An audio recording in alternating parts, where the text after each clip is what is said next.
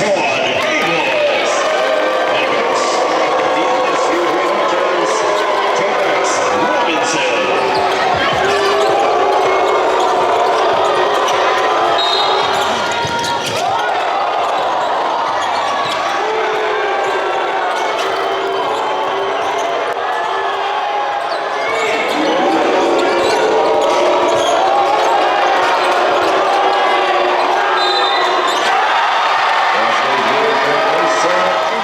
Lazaro almost a steal, and it is Mason leading the break, finding Baclaan back to Amos, and he connects. Screen set by Mike P.